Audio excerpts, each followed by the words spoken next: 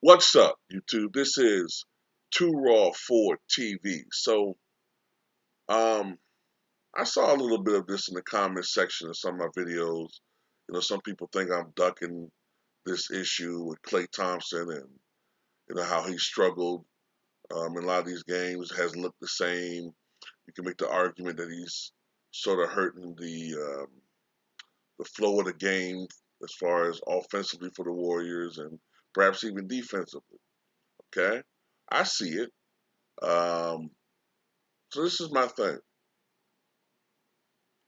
Could you make an argument that Klay has kind of disrupted this team since he's come back? Yeah. Could you make an argument that some people aren't happy with their roles being altered since Klay has come back? Yeah. However, the Warriors' struggles began before Klay came back. Now maybe they've gotten a little bit worse. Is there something going on with this team? Have they become disjointed? Because they don't look like the same team from the first 20 games of the regular season. They don't. The first 20 games of the regular season, the Warriors looked like a championship caliber team, bar none. Then they started looking like, you know, a really good team, but not quite on the level of their championship teams. But over the last month or so, maybe 6 weeks, they've looked, man, very beatable. I mean, they sort of look like maybe how they looked in the earlier Mark Jackson era of the Warriors era when he was starting to fine tune this team before Steve Kerr took over. The reason why I'm withholding judgment on Klay Thompson is because I remember how the media were quick, for some reason, were quick to rush to judgment when it came to Boogie Cousins. And I used to make a lot of videos saying, people have to remember, like Klay Thompson, this guy suffered consecutive career altering injuries. And he's not just going to come back from these injuries and be Boogie Cousins. Okay? Matter of fact, he suffered, I believe, three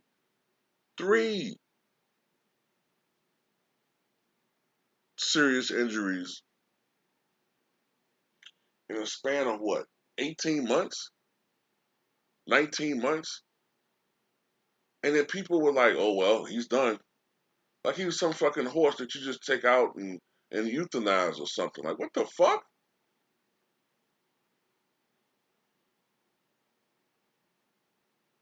That wasn't right. And the media helped to, I'm not saying he didn't do some shit that added to this, but let's not make him out to be Mike Tyson either. But the media helped to derail this fucking dude's career. Now, thankfully, he's back in the NBA now, but I don't want to see that same shit happen to Klay Thompson. I don't want to rush to judgment. Now, my personal opinion, I'm I don't think he's going to be the same player. And if he's not going to be the same player, then maybe you have to make some adjustments eventually. Either Klay's going to have to accept that he's not going to be the same Klay Thompson and perhaps have a different role. You don't look at it as lesser, but just have a different role at this stage of your career. If you're a player about winning, then you have to do what's best for the team. You have to put your ego aside and do what's best for the fucking team if you're really truly about winning. See, some players, they want to win, but they want to win on their terms, which is be the man. Now, I'm aware that Klay, and you could sometimes argue that he can be a little bit overrated. He's a streaky shooter. Um, he's not LeBron James. He's not a guy that's gonna, be an all-around jack. He's not Magic. He's not a great facilitator. Not a great rebounder for his position. He's a guy that shoots the basketball very well from outside, and he played really good defense. All right, but at the end of the day, to say that he wasn't important on these championship teams is bullshit. Okay. Now, of course, historically, Steph Curry will go down as a greater player, but Klay Thompson was very integral for these championship teams. And I didn't like Klay at first. I didn't like him. I didn't see what was so special about him until I actually started watching him during these uh, playoffs, which is what gets me. See, fuck the regular season, in my opinion. Regular season matters. It matters. But the playoffs is what I look at and how certain players respond to pressure, and how certain players step up, and how certain players, sort of fold. That's why I'm a little bit, you know, I'm not totally convinced about DeMar DeRozan. I gotta see him step up in the playoffs before I say, okay, yeah, all right, yeah, he's really stepped up. He's improved. But anyway, this is why I'm not so hard on Klay Thompson. I need to see him play a little bit more. Maybe sometime, maybe like around December of next year, and I'll, how Klay looks then. You know what I'm saying? As he approaches a year back in basketball, playing actual basketball, then we can have a better assessment of him. Because remember, when Michael Jordan came back out of retirement in March of '95, yeah, he would have some good games. The 55-point game against the Knicks. I remember his 32-point game against the Hawks. We hit the game winner. He had some nice games in the playoffs against the Atlanta Magic. But there were also a lot of signs of his um, rustiness. A lot of bad shooting performances.